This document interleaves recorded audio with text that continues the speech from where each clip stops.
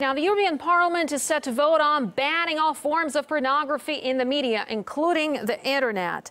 The aim is to help eliminate gender stereotypes that debase women's privacy. Campaigners fear it will go much further. Let's now cross to Brussels to our correspondent, Tessa Arcelia, who's got all the very latest for us.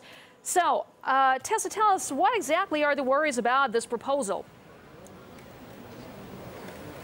Well, first of all, the proposal is aiming to eliminate gender stereotypes, and you'd be hard-pressed to find an MEP here who wouldn't agree that this is a noble undertaking. However, the criticism is coming from civil liberties fighters, those campaigning for freedom of speech and expression, as well as some politicians, because they see it as an infringement of sorts. One of the strongest voices coming from Rick Falkvinch, the founder of the Swedish Pirate Party. Here's what he said on his blog. He says, "This horrendous attack on our fundamental freedoms of speech and expression needs action now." Well, basically what the critics are saying is that in this proposal, it is quite lengthy. There are a lot of words there that are used that are quite vague and broad, such as the term media, and therefore it could be abused. Another MEP from the Pirate Party as well, Christian Engström, said that this may eventually include all internet-related activities such as private emails or even social networks, and that's where the worry lies, really. And there's also specific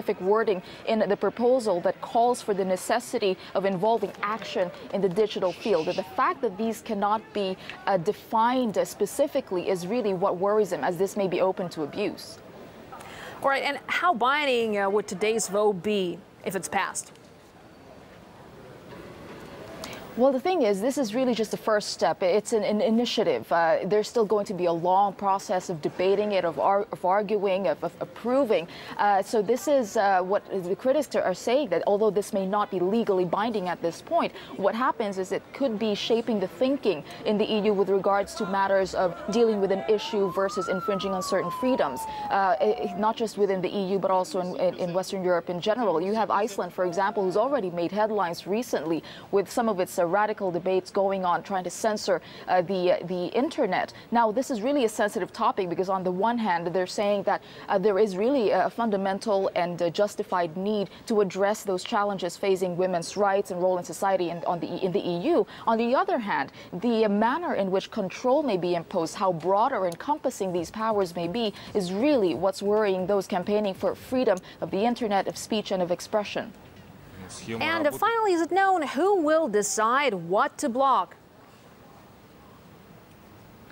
Well, really, if you look at the proposal, the wordings there, there's no specific name or country given there, but they do want to form sort of a sex censor monitoring regulatory body, which will be kind of a big institution. This is what they would like to do. They're calling for that. And let me quote from the statement. It calls on the member states to establish independent regulation bodies with the aim of controlling the media and advertising industry, and a mandate to impose effective sanctions on companies. So essentially, again, what critics would look at here is the fact that there's a control of the media that's not specified and not given details on what the powers, to what extent those powers will extend, and perhaps some worry that it would give policing powers to those companies when sanctions are imposed on them, when they're seen to be violating any EU laws.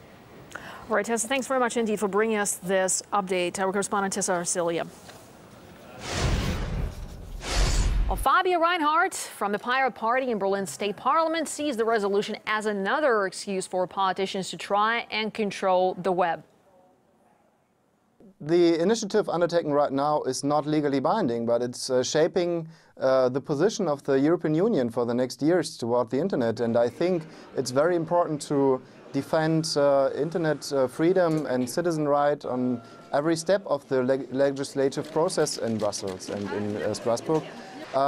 Right now it's maybe just an initiative, and the next step may be a different kind of proposal. And I think it's very important that we take a firm step and say that we don't want to have any internet censorship, even if the idea behind it is a very noble idea.